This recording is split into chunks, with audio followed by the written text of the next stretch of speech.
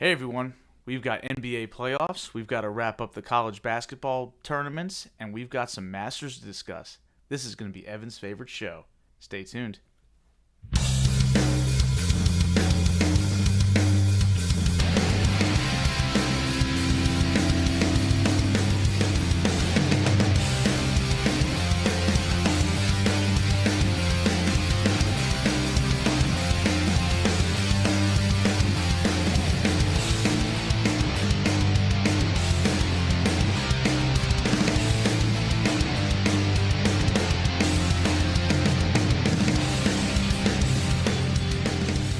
Ladies and gentlemen, welcome to the latest episode of the Sports Ballers Podcast. My name is Eric, and I'm joined by Corey and Evan. Gentlemen, how are we doing today? Doing pretty well. Can't complain. Yeah, doing pretty good. A little tired, a little hungry, but typical. It's a little warmer than I was ready for it to be, and it's going to get even worse tomorrow when we hit the mid-90s. Give me all the heat, baby. Yeah, it's going to be hot this week, and I love thank it. you. I love it. Not this kind of heat. Not when you run outside almost every day. Good.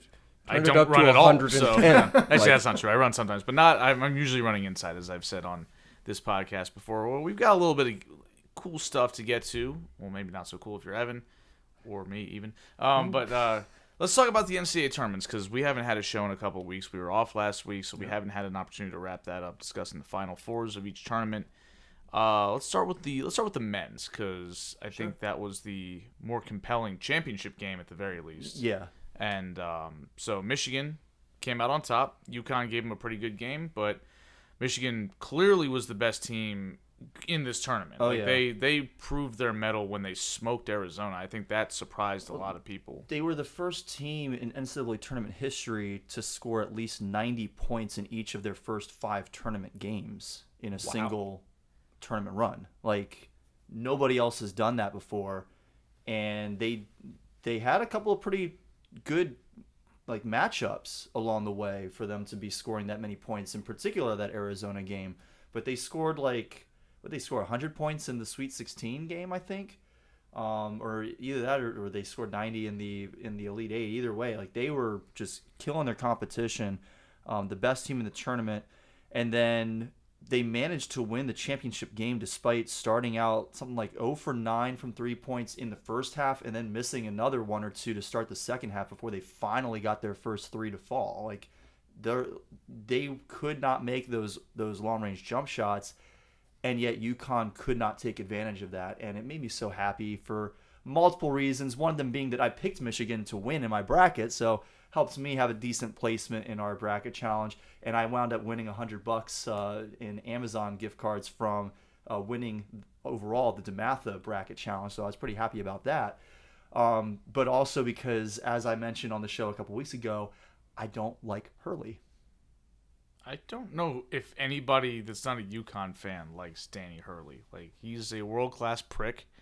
And I've said it before, I don't like him at all, but I'm glad he exists, because we need people like that in sports, especially in college sports. Like, it's nice to have a villainous figure. Like, we don't have as many of those. Mike Krzyzewski's he's gone. So, and so is Calipari's not the same villain that he once was. Yeah, and even Coach K and even like Rick Pitino, if you don't like him, or John Calipari, like, yeah, we root against them, but none of them reach the level of cartoon villainy that Danny Hurley does regularly. Calipari was on my list because of the way that he would cut and run every time that he just completely screwed over a program and left them for dead as he moved on to another program where he had all kinds of success, while the program he left wasn't even allowed to go to the tournament if they were good enough to make it.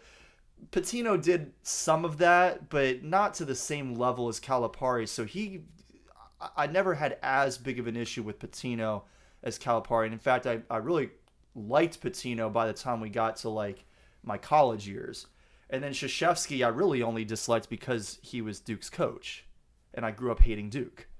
And Rick Pitino honestly didn't really cut and run. He usually got fired. That's fair as well. He got the fired decisions he made for the things that he was did walking through the door the other way. Yes, exactly. Not with Larry Bird. Yeah. And not with Kevin McHale either, or Robert Parrish. Yeah, so Calipari was a villain, but not because not because he was clearly a horrible human being, the way that I feel that Hurley is. I don't think that he is a genuinely good person. I can't speak to how good of a person he is outside the realm of basketball, but he is a master of douching it up on the sidelines. Like, he is just unbelievable. You just want to punch him in the face, like, all the time. And if Juwan Howard was nearby, if Juwan Howard was coaching even, we probably would have seen that, and Michigan would have lost. In this game. Yes. Please put him in the Big East. Put him in that conference. Like, I don't think Juwan Howard's working in college Yeah, basketball I ever don't think so again. either. I think he's run his course there. But he kept his job after face mushing the guy briefly. Yeah, for like 2 years. he lost his job because he was bad at coaching. Yeah. So, you know. Not because he assaulted somebody. He was ready to kill Mark Turgeon.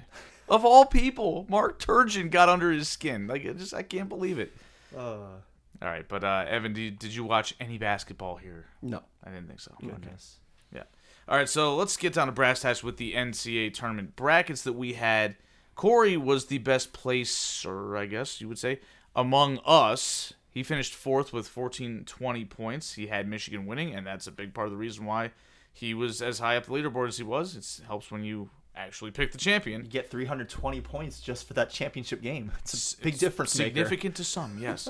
I finished 10th. I imagine that's kind of middle of the pack. Yeah. We had 19 total participants. Yeah, this so, year. so okay. I'm like pretty, like just on the wrong side of the upper half, I guess. Yeah. Or maybe I'm like the midpoint. But I had 900 points. I had Michigan in the title game, but I had them losing to Houston. Houston lost in the Elite Eight. Elite Eight, I think. Yeah, so they didn't make it, so that didn't help me. Evan finished 18th out of 19, so he beat somebody. That's He beat impressive. somebody. And I did not count toward that 19 the person who joined the challenge but did not fill out a bracket. Oh, okay. So So this you is, literally beat somebody- somebody who actually made picks. So Evan was beat somebody who that? tried. Oh my God. We need to shout that person out on the show. Because I feel like it's just as hard to do really well as it is to do really poorly. Well, Evan managed to only get one Sweet 16 game right, and that was UConn. One Sweet 16 team or one game? Like, of your 8 games that you picked for the Sweet 16, you only got one correct, and that was UConn's win. So he only had one team advance to the Elite Eight, Yes. is what you're saying. Ah. Okay. Yes. I thought That's not very good, Evan. no, but I thought you were saying I only got 1 out of 16. I'm like, wow. So No, you So you're good with Huskies. So it's not all dogs that you won't pick against. It's just Bulldogs. Yes. So even teams that don't have it as Bulldogs, like Georgetown. What you would about never pick Georgetown. UMBC? Well, I'm definitely not picking Georgetown because you can't trust Would you them. pick Oh, yeah. UMBC? The Golden Retrievers? They're the Chesapeake Retrievers. But Are they the Chesapeake nevertheless, they're not Retrievers? Bulldogs. Would you pick a pug team? I don't think don't those like exist. pugs. I don't like them either, but like dumb little dogs. But anyway, sorry to all pug fans out there. Those of you who may be listening, I doubt it. But anyway, Evan had. Who'd you have winning? Alabama? Yeah. UConn. No, he had UConn winning over Alabama. Okay, I got you. Well, you got the champion runner-up, right? Yeah. Yeah, so good for you. The winner of our bracket edged out Corey and 2 others. Edged out Corey by 50 points. Asherbarzie, who is not Evan Ash, somebody I've never heard of. Yeah, we don't know who Asherbarzie is, but if you would like a proper shout-out, let us know your identity. Yeah. Your prizes of literally nothing is in the mail. Yeah. Well, it's also an interesting name, too. Asherbarzie, shout out to you. Yeah. And then some details about Asherbarzie that I have to read here. Only twice in the entire tournament did he get a winner. We're assuming he. He or she. They. Yeah. They get a winner wrong who they had winning in the next round. Okay, well, that's interesting. So in the second round, they had Vanderbilt beating Nebraska and then Florida, but also got the Florida pick wrong in that round. And in the Elite Eight, they had Duke over UConn and then Illinois in the Final Four, and then over Illinois in the Final Four. So that Duke in the Final Four didn't make it. Yep. Had Duke in the championship game. Obviously, they didn't make it. Which is basically the same as me. I had Duke in the championship game losing to Michigan as well. It's the So best game of the tournament, and not just because I hate Duke. That was just incredible. All right, so let's hop over to the women's side. Again, like I said, not as interesting in the title game. the most I interesting was thing happened was that Dawn Staley was ready to kill Gino Auriemma, which which was great. Which what the hell we was talk Gino about that even on here? doing? No, we didn't get Oh, a chance to because we okay. didn't have our show last week. But what was Gino doing? Just flat out lying about stuff that he didn't need to be lying about. He said that she snubbed him in the post-game handshake. There's video of them shaking hands not post-game, the pre-game handshake. There's video of them shaking hands pre-game. Said that one of the South Carolina girls ripped his player's jersey. There's video of his player ripping her own jersey. Mm-hmm. So just bold-faced lying for no reason. And in his apology statement, he said something about like this is not like how he handles himself. And it's like he used to do this kind of BS all the time when he would lose to Pat Summitt. Like I think he has a problem losing to women. Well, I mean, maybe. Or maybe he just has a problem losing in general, but I'm sure he does, like any competitor does, but like if he has a problem I have losing seen him lose games more gracefully than this, and it seems like the times that he has lost ungracefully, it's always been against a female head coach. well, now I'm interested. How many other male head coaches are there in the women's game? 'Cause it's There not are that there common. there are a fair amount, but like a lot of the great coaches of all time have been women. Yeah, in the Gino's women's the game. only male coach for women's basketball that I could think of as like one of the greats. Yeah. if Gino has a problem losing to other coaches who are women, like he's in the wrong line of work. Yeah. Well, he also Right. doesn't lose very often, so that's helpful. But But you're not going to win all the games. Yeah, I don't know what it's about, but it just like I was finally starting to soften on my anti-Gino feelings, and then he pulls this crap. So I mean, it's just utterly Gino's ridiculous back on my list behavior again. out of him, right? Like, what? You're just making stuff up and getting mad about it. Yep. yeah, and again, this is the way he blew up at Dawn Staley. If he wasn't Gino, it was fireable. Like he was that unhinged in this moment, and it was just a really His bad own look. assistant coaches were like pulling him away and were like standing there like stunned. Yeah, again, like you make 16 billion Final Fours, I guess you can get away with some stuff like this. But Yeah. other than that, like that was like, wow, dude, you could have gotten a pink slip for that if you weren't you. So, but sometimes it's nice being you. Yeah. And then of course, after South Carolina whooped UConn's ass in that game, then UCLA whooped South Carolina's ass in the follow-up game, but I think that made sense. I mean, UCLA was the best team in the country all season. By the time we got to the really the Sweet 16, but certainly after their Sweet 16 game, if I was the type to do one of those second chance brackets, I absolutely would have put UCLA as my champion because they were clearly the best team in the early rounds of the tournament, and they carried it all the way through. I still was surprised that they beat South Carolina the way they did in the title game because South Carolina is a very good team. They're extremely well coached, but UCLA was just a wagon this year, so good for them. I think this is their first women's title, yeah. which is Really? crazy. Like UCLA, like we know UCLA for basketball, but it's the men, Yeah, and primarily back with Wooden. it puts them in the elite company of Stanford and the University of Maryland as the only schools, I believe those are the only schools that have won men's basketball championship, women's basketball championship, and an NCAA football championship. Right. So, Yep. fun fact. Yeah, Like, Maryland is on that list. yeah, somehow somehow some way. is on that list. Yes, but Yeah. insane.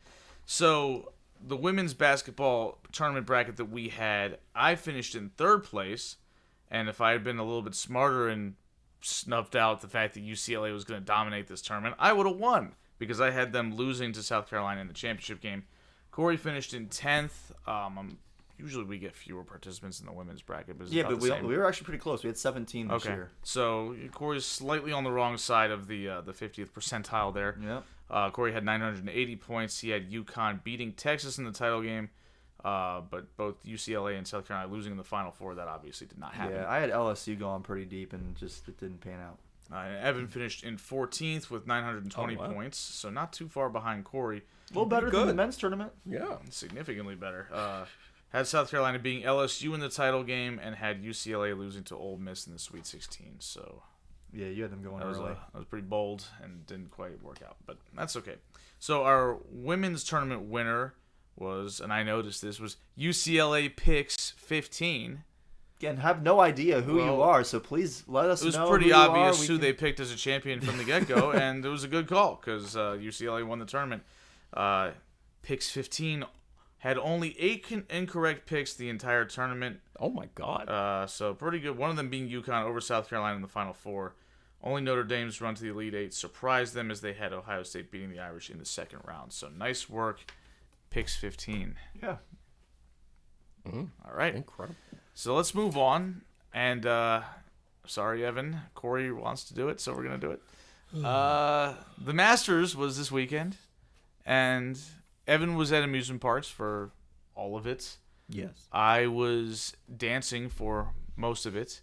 Corey was, I don't know what you were doing, but... Well, Saturday was Rashonda's birthday, so we were Happy kind birthday of to hanging out Rashonda. doing stuff for that. And then Sunday morning, we went to Topgolf to kind of get in the mood for Masters golf. Sunday. Yeah. You know, I used to feel the same way, Evan.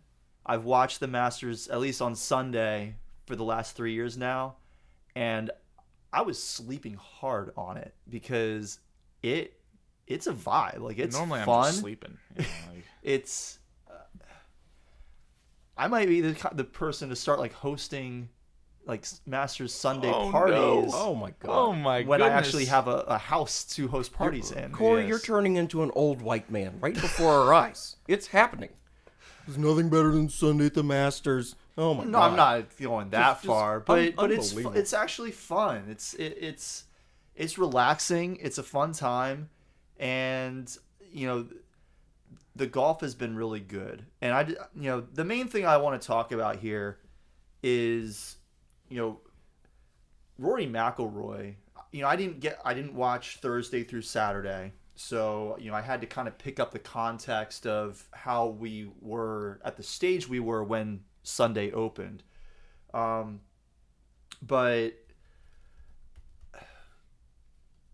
he looked so rough in the short game in the first few holes on Sunday. I think it was the fourth hole in particular. He just completely botched a couple of putts, and wound up going bogey on that hole. Double bogey. Double bogey. And the thing that's really crazy is that he beat Scotty Scheffler, who did not bogey all weekend. 72 holes of golf, par or better on every single one of them.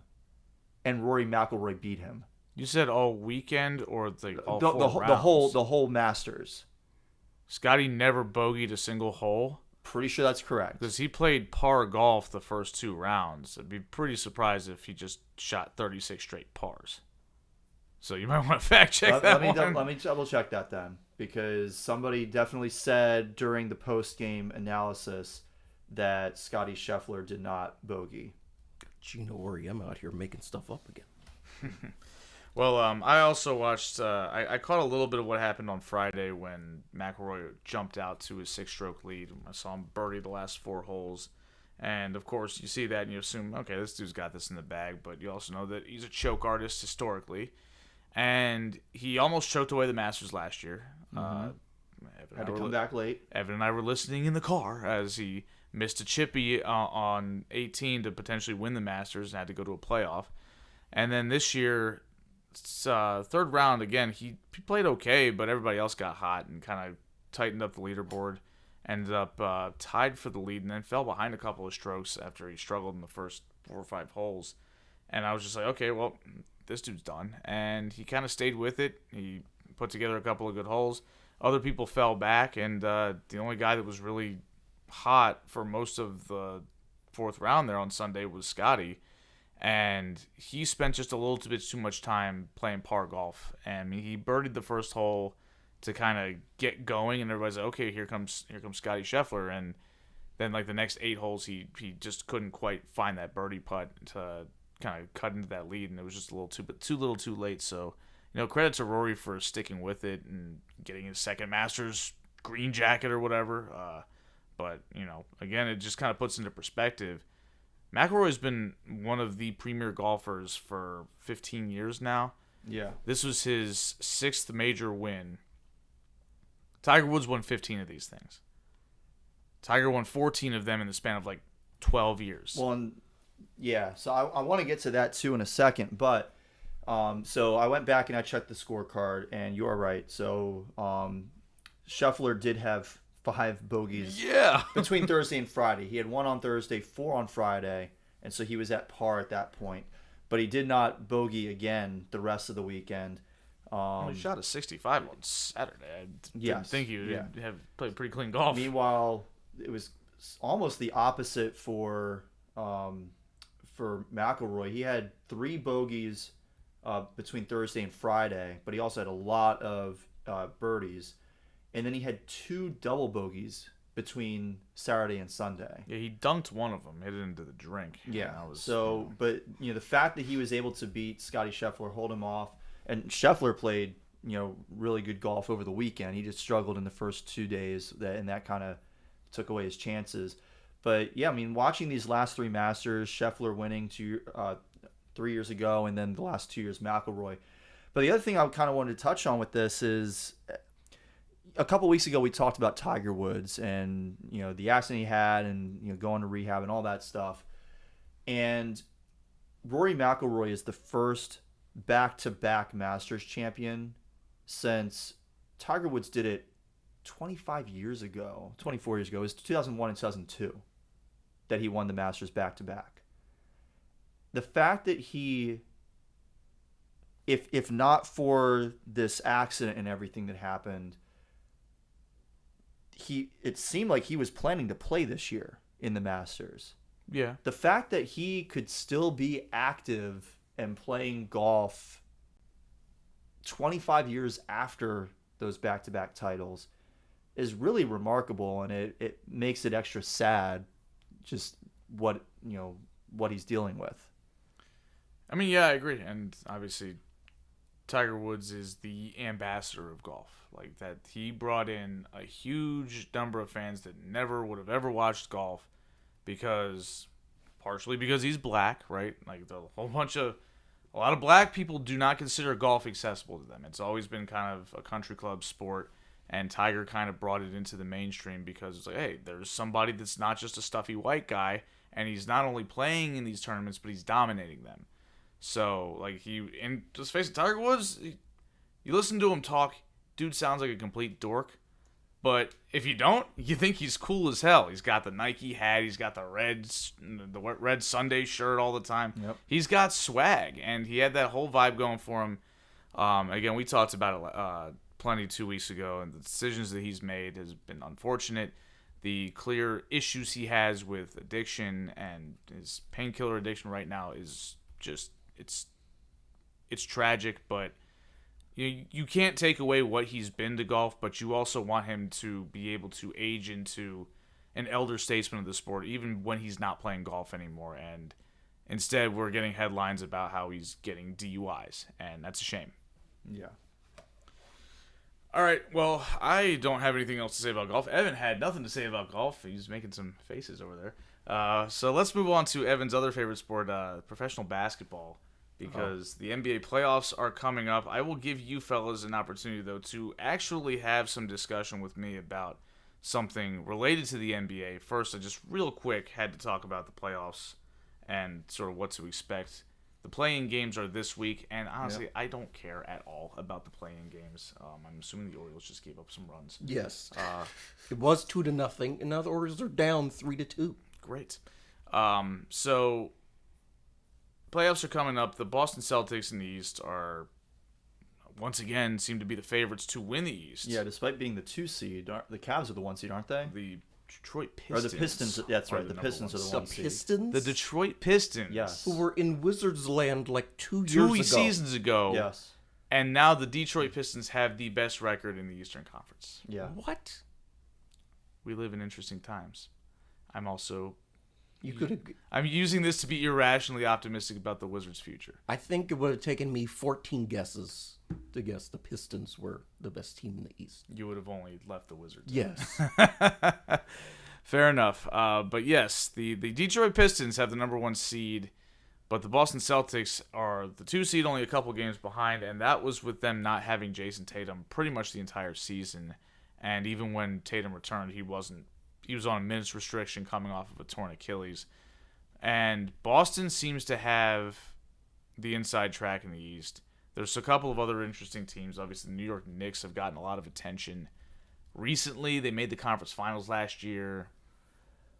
They haven't been that good, right? Like, they just haven't, like, we know that Tom Thibodeau left or was fired or whatever, which was weird because, you know, the Knicks made their first conference finals since, I don't know, Patrick Ewing was playing, like, back in, like, the late 90s, and the coach leaves, and they replaced him with Mike Brown, and it just hasn't been the same for them. I don't trust them at all. I really didn't trust them much as a real contender, but with the East presumed to be down due to the Celtics' injury issues and some of their players leaving, right?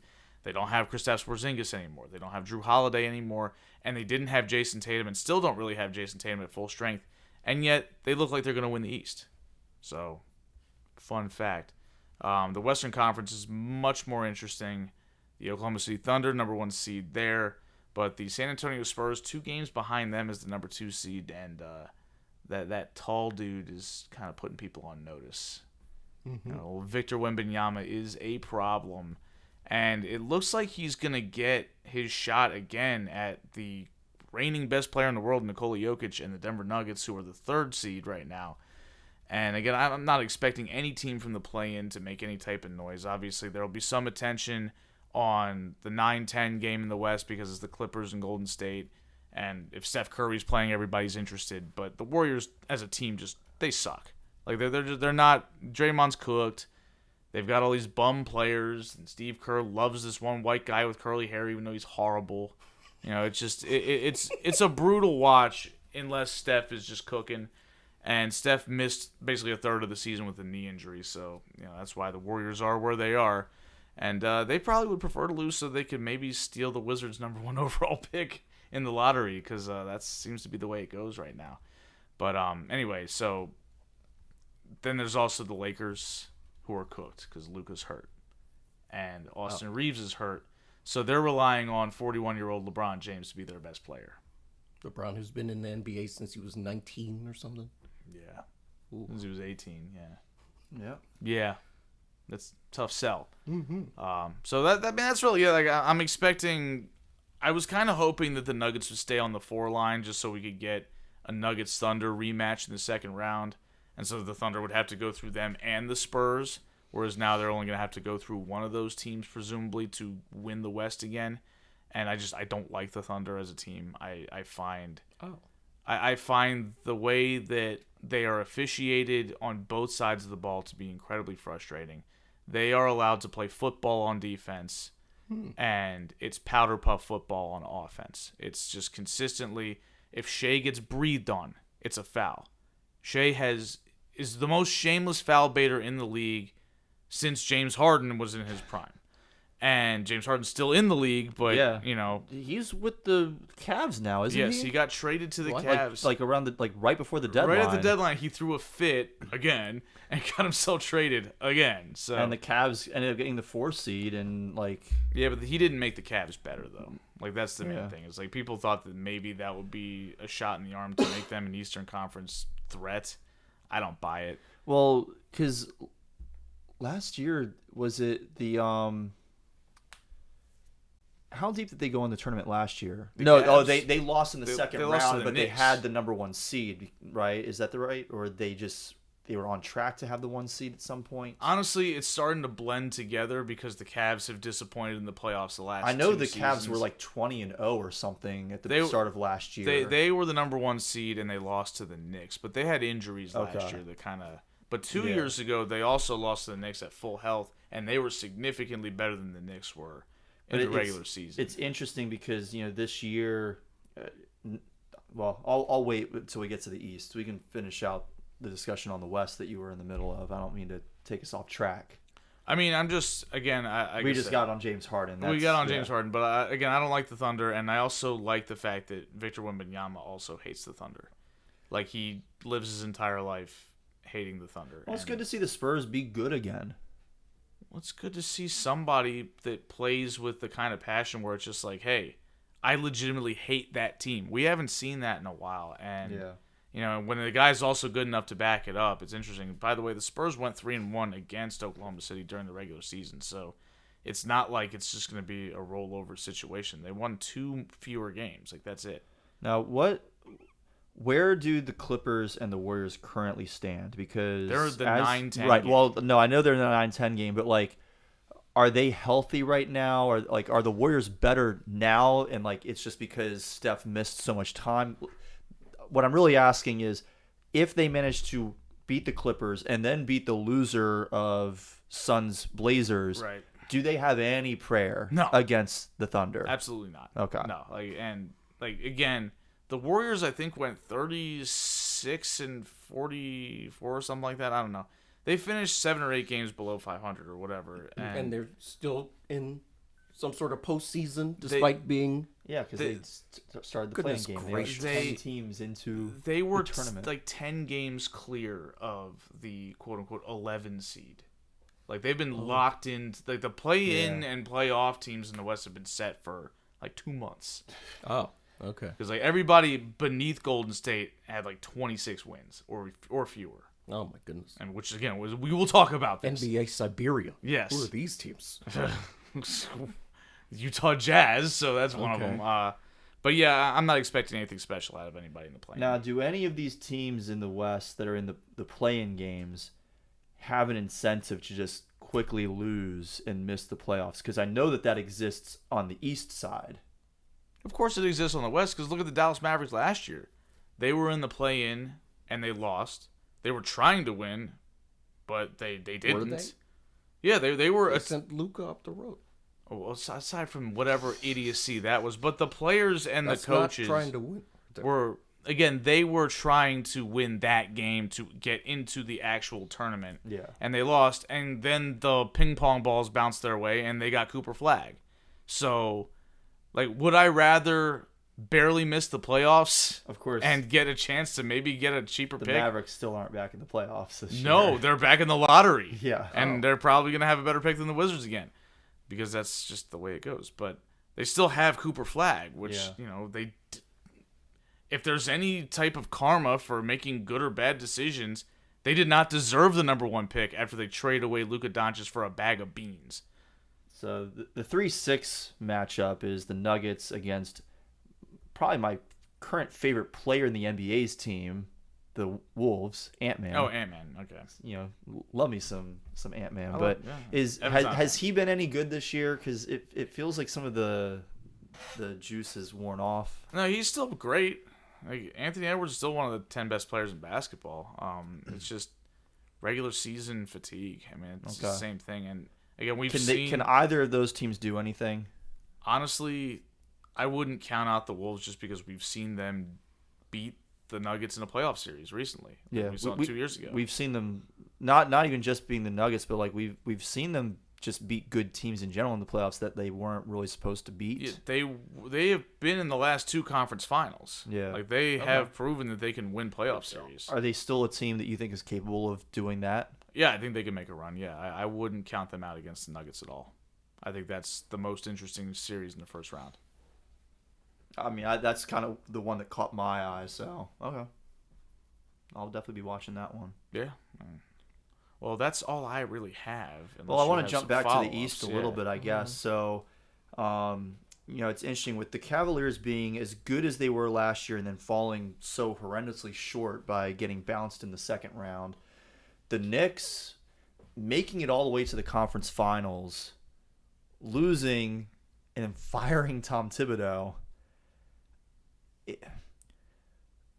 The Knicks more so than the Cavs, but it feels like for both of them, like, even being the 3 and 4 seed, you know, when you're the 3 and 4 seed, you're not expected to make it to the conference finals. But it feels like anything less than that would, in a sense, be like very disappointing. Would like make this season kind of a failure, would it not? For the Knicks, absolutely. I mean, given the fact that the team that usually gave them fits, or the team that was usually favored, was the Celtics, and they're going to have to play them in the second round. And regardless of what their record is, the Celtics, this version of the Celtics is clearly the worst version we've seen in a long time. And then you also had the team that beat you in the conference finals last year, the Indiana Pacers. They finished 2 games ahead of the Washington Wizards this year. Ooh. Because their best player blew out his Achilles in the NBA Finals last year in Game 7. Yeah. And they had a bunch of other injuries, so they just threw in the towel on the season. They're not a presence. Did Halliburton ever come back this year? No. Okay. I didn't think so. And, yeah, he did not play at all this season. Okay. Now he's dealing with shingles. Oh, On his jeez. face, yeah. Yikes. Yeah, he was talking No about bueno. that the other day. This is where all the shingles talk came Oh, from. okay. Yeah, It's not in other places, thankfully. But yes, Tyrese Halliburton didn't play this year, so the Knicks seemingly were the Knicks were the preseason favorite to win the East, and it doesn't look like that's going to happen. It's been a struggle all season. It's been a major letdown, and honestly, it's a little bit of a shout out to Becky Hammon. You know who Becky Hammon is? She's the coach of the Las Vegas Aces. She used to coach on Greg Popovich's bench. Right, yes. That was sort of how she cut her teeth in basketball. And she was asked, or somebody asked a question on ESPN, if the Knicks were a championship contender. This was a couple years ago, and she said no.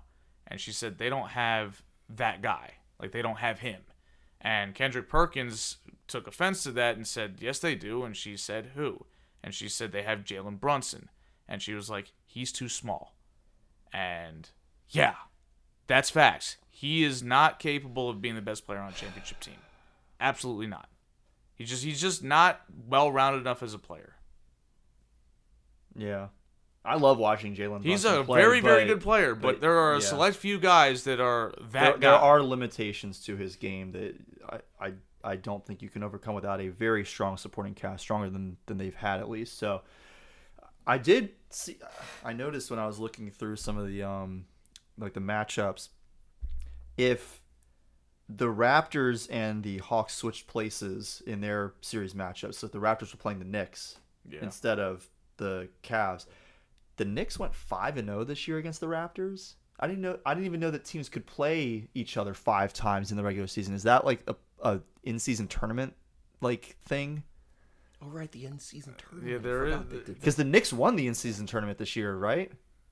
I think they did. I forgot.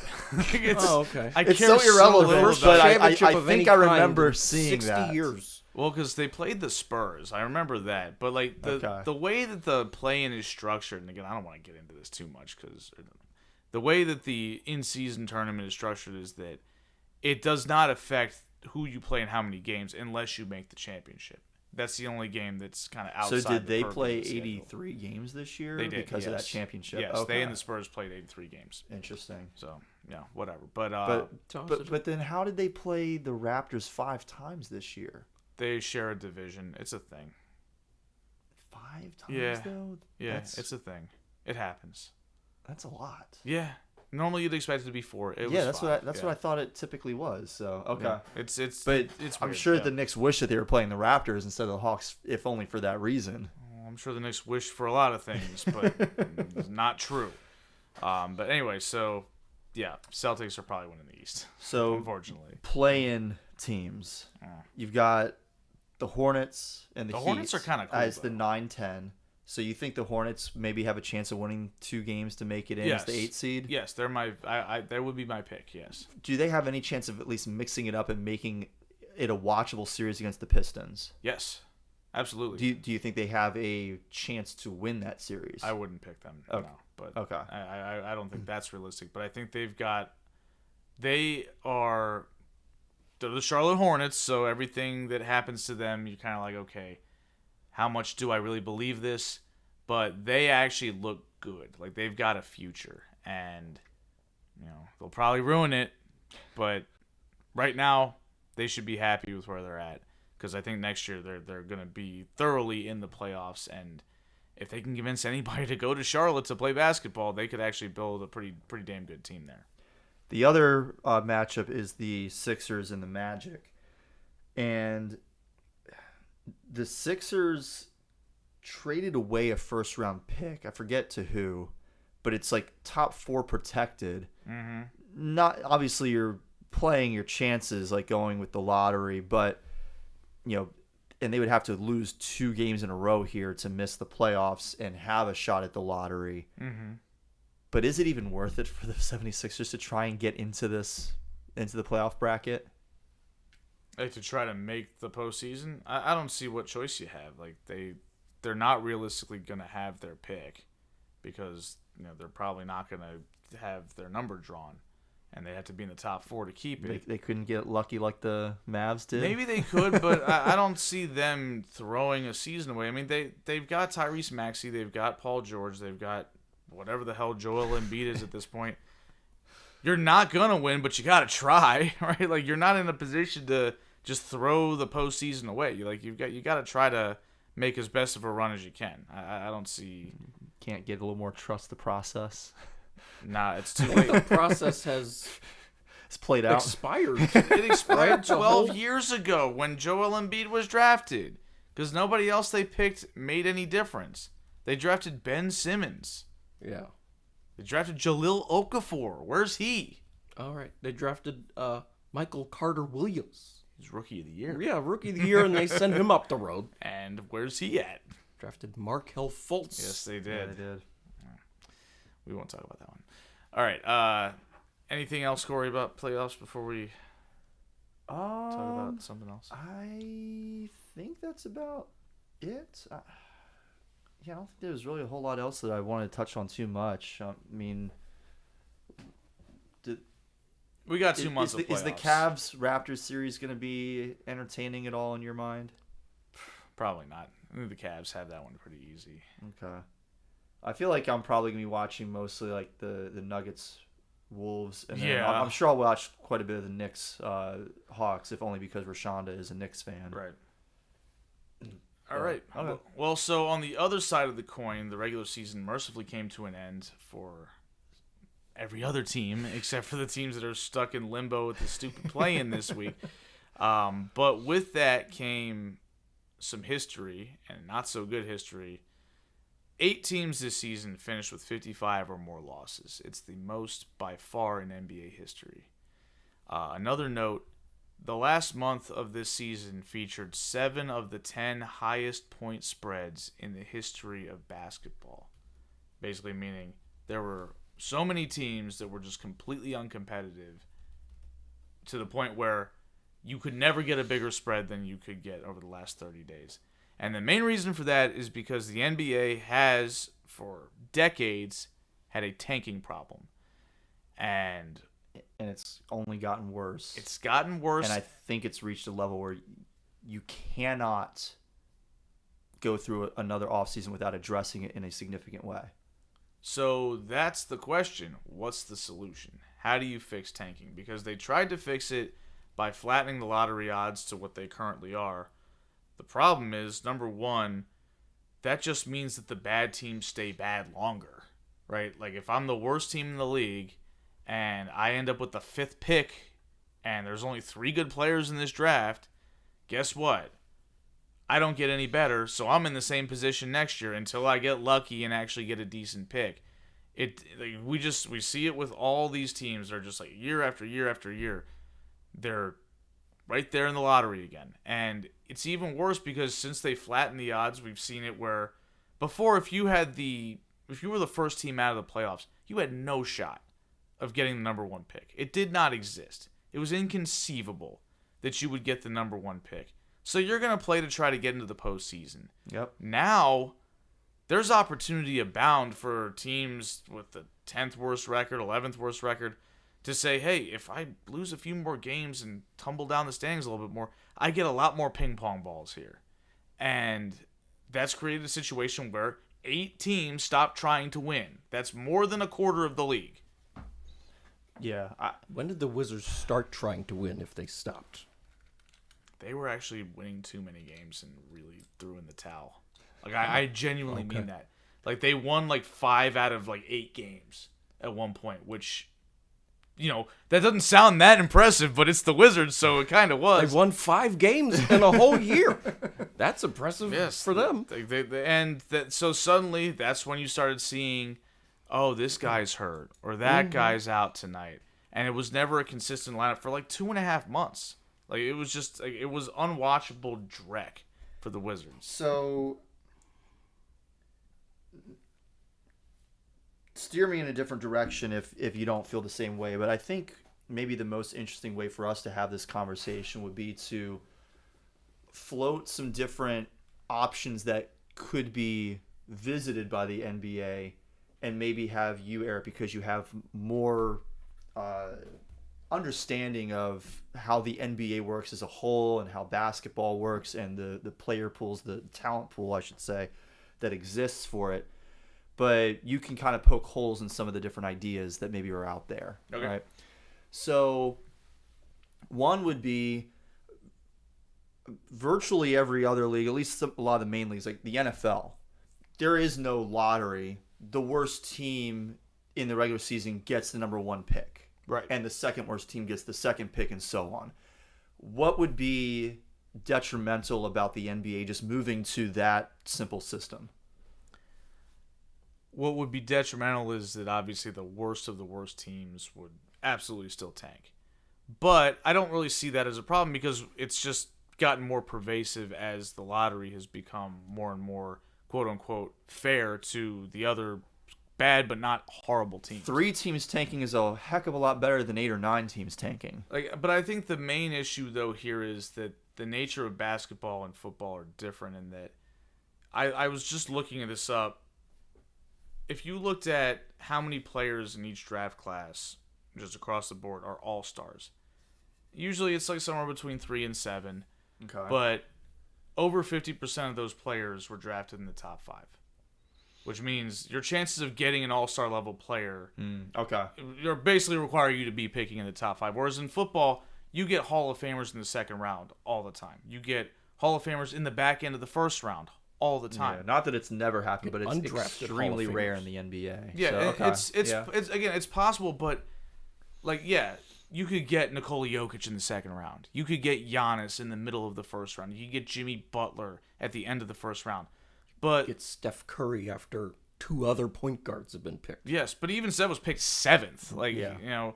And again, my point was if half the league's all-stars are confined to 1/12 of the available draft picks, that kind of tells you need those picks in order to get good. Right. So there's such a stronger incentive for teams to chase that.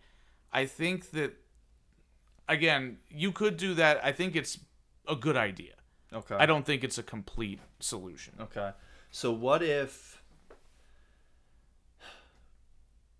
just every team that misses the playoffs just has an equal shot of winning the lottery?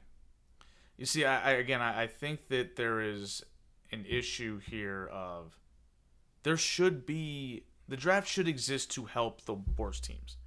I don't believe this idea that, oh, well, if you're the worst team in the league, tough luck, sucks for you. A league that's trying to maintain a cycle of competitiveness kind of requires that the worst teams get opportunities to get the best players available in the next draft. So I don't think that's a solution for tanking, but then it creates another problem of perpetual poverty. Yeah, of reducing parity in the league and the opportunity to climb out of the sewer system of the league. And again, there's no perfect solution. You could be the Cleveland Cavaliers and get 3 number 1 picks in 4 years, and you would still need LeBron James to come back to town to save Your you. other number 1 pick. Yes, who left because y'all sucked.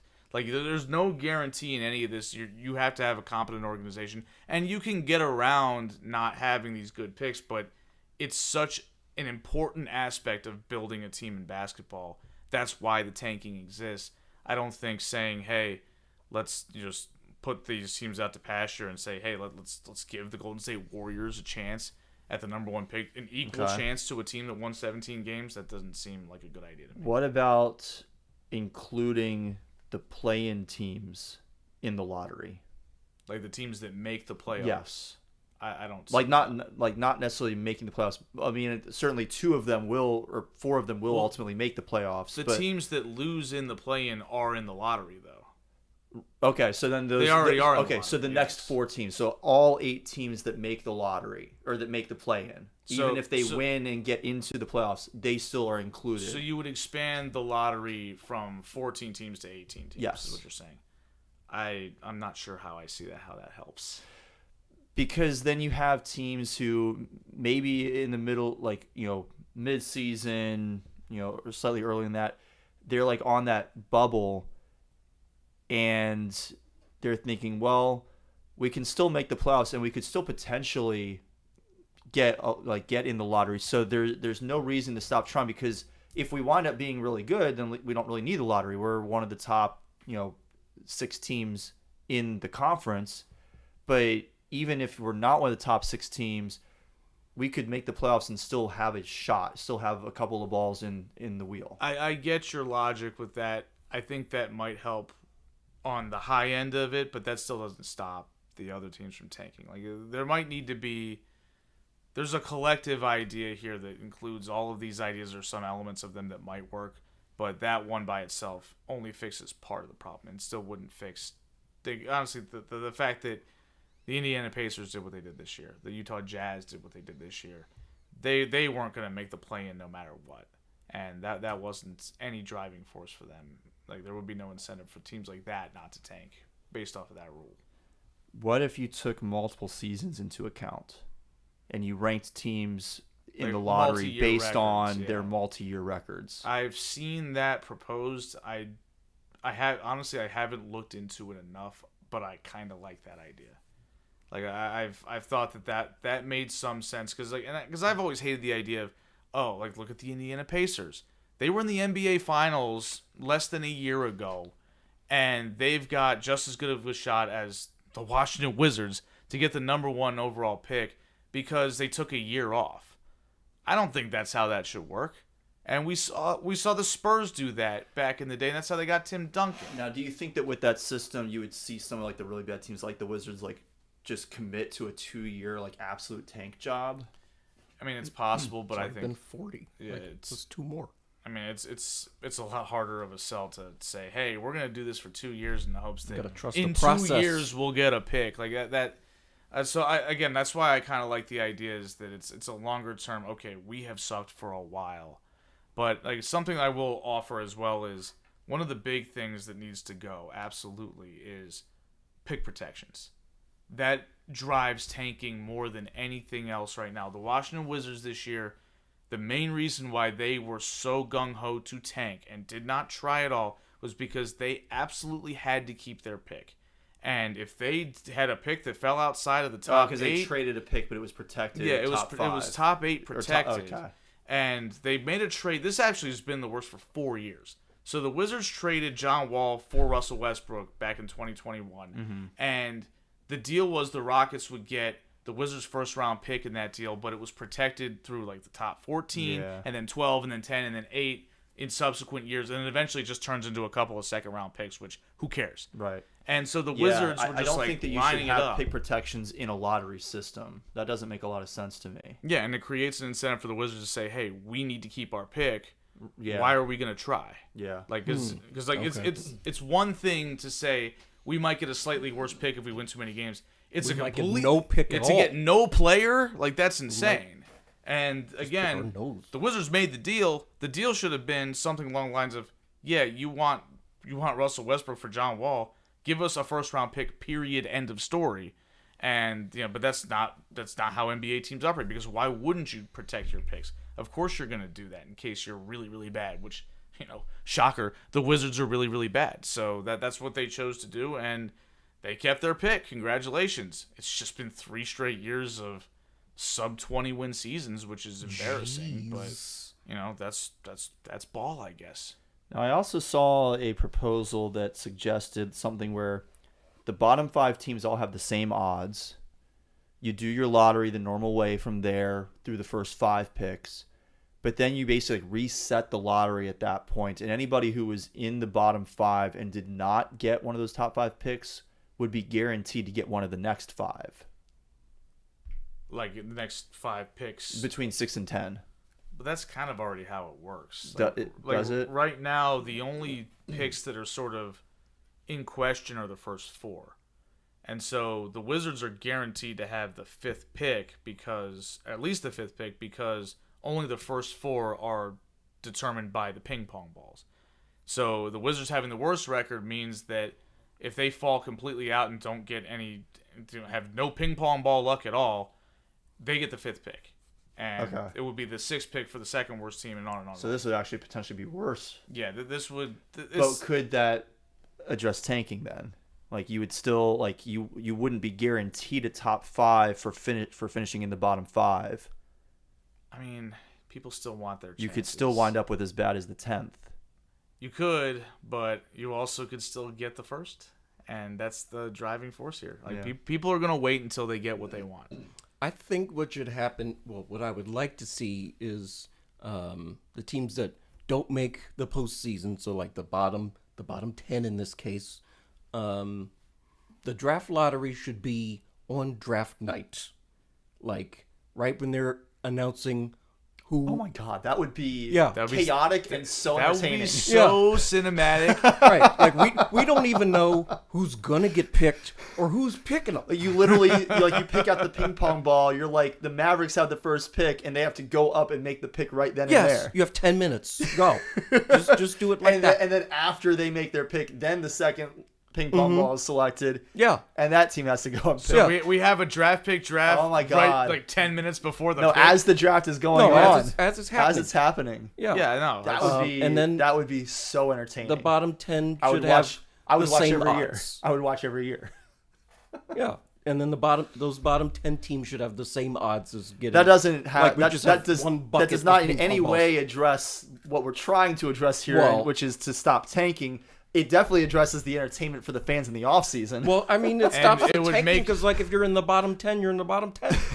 It would also be hell on earth for any front office people to try to manage a draft. It was like we don't know when we're picking Yeah. and who's going to be available. But I mean, I do like the creativity. Yeah, Like, the why- How about other this? thing- Stop tanking, or we do that. Yeah. I mean, Yeah, Adam they Silver, should definitely do that. The we other got a thing, living, breathing commissioner. You know, I think you want to prevent teams being a franchise that's just a perennial doormat. So I feel like if a team is, under 500, like 5 years in a row, the owner's going to have to take a haircut on the earnings. Right? that's been suggested. Is that Because like in the little bit I know about European soccer is that the teams at the bottom of the table, if they're in danger of getting relegated, that's expensive for ownership. And Interesting. at the end of the day, ownership can't lose money. Nope. So They're in it for. yeah, Yeah. it's so business. like, if the Wizards owner and who else is perennially terrible? The Clippers for decades before Not they as got much now, but like Blake sure. Griffin or somebody. yeah, Just those type teams that always suck all the time. Sacramento Kings. Yes, Yeah. them. The Pistons until this year. Yeah, Yeah. yeah. Those type teams, their ownership's going to have to take a little a haircut to tighten it up. Yeah, so one of the proposals, and of course, Bill Simmons talks about tanking a lot because he loves the NBA and he hates Because tanking. his team always wins. Well, it helps, yeah.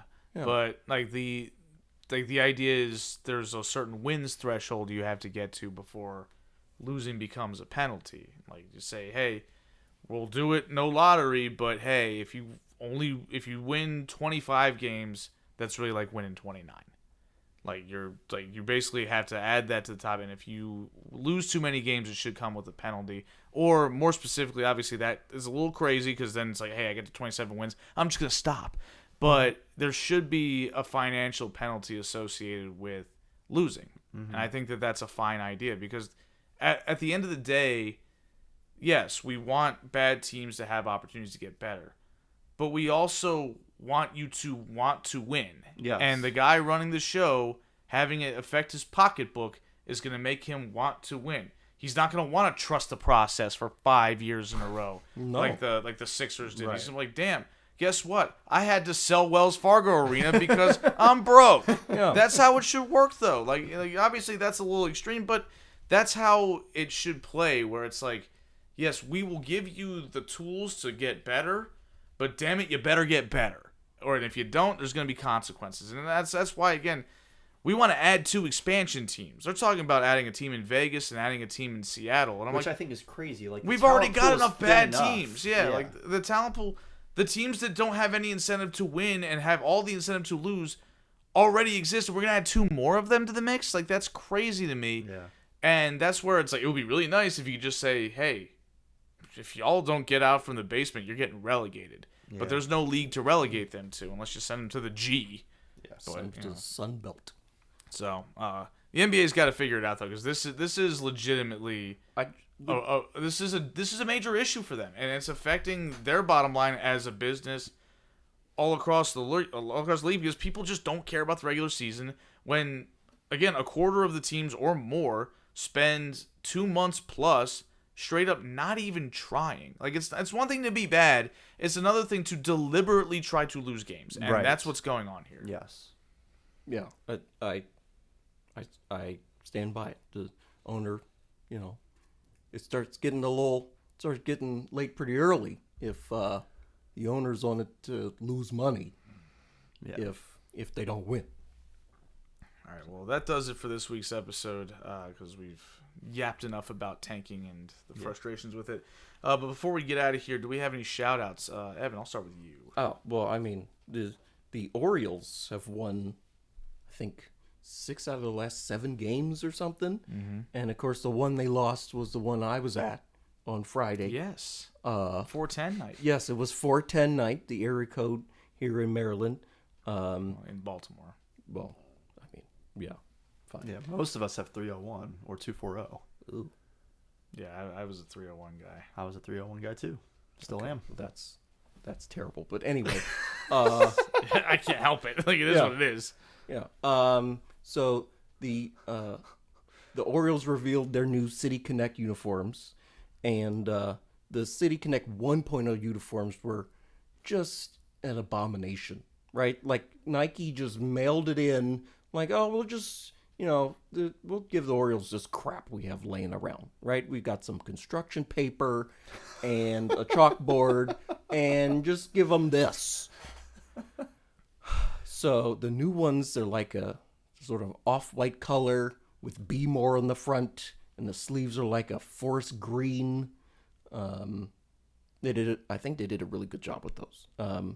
Unfortunately, the City Connects remain cursed, and the Orioles did not win in the City Connects. But they've been playing a little better baseball. Pete Alonso hit another home run last night. Hit it to Mr. Splash, who was wearing a polar bear head at the time. Nice. Shout out to Craig Albernaz, the manager, who took a foul ball off the face and has 7 facial fractures. Jeez. Returned to the game. Even the manager's getting hurt in Baltimore. What is going on? Yes. Everybody's hurt. It's just been a clown car. Yeah. Inexplicable injuries. The Orioles-iest thing of all time is that the manager has a broken face. And the dude that broke his face with the foul ball hit 2 home runs yesterday, including a grand slam.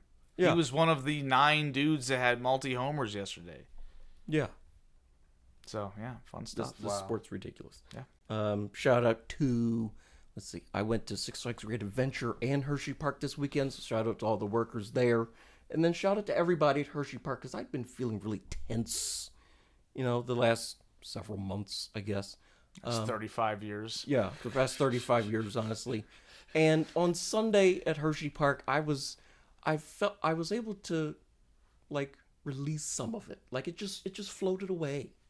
So shout out to the vibes at Hershey Park. Y'all helped me out tremendously this week. Vibes. That's why we do what we do. So, I'm going to check the weather for this weekend, and might be back in Hershey.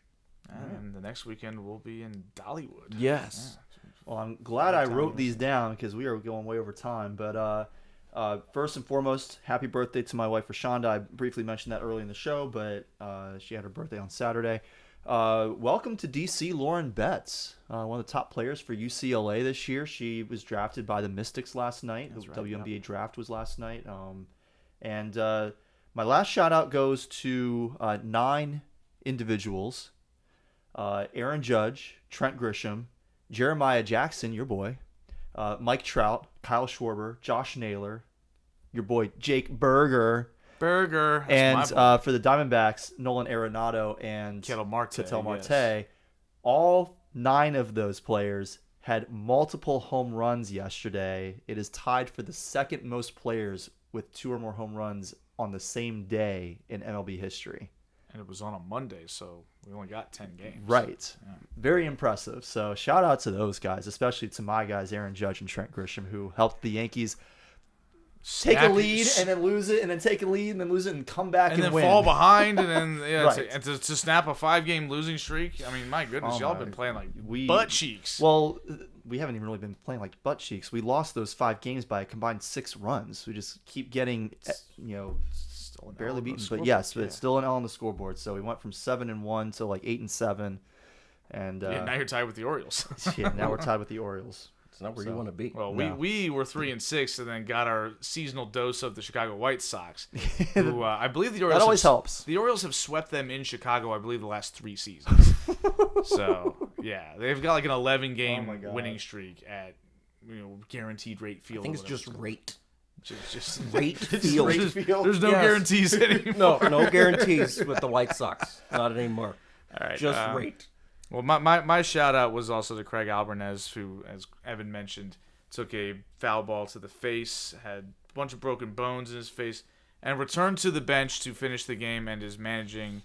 The Orioles set a standard for people with severe facial injuries when James McCann broke his nose on got a hit by pitch. Oh yeah. At the first inning of a doubleheader that he was catching, and he stayed in the game and finished the game behind the plate, even though his face was looking like a cartoon, just swollen everywhere. Yeah. So yeah, impressive stuff. And then the manager doing it's pretty badass too. So a shout out to Craig, and the Orioles. A little frustrating so far, but it's been kind of fun. So hopefully it continues.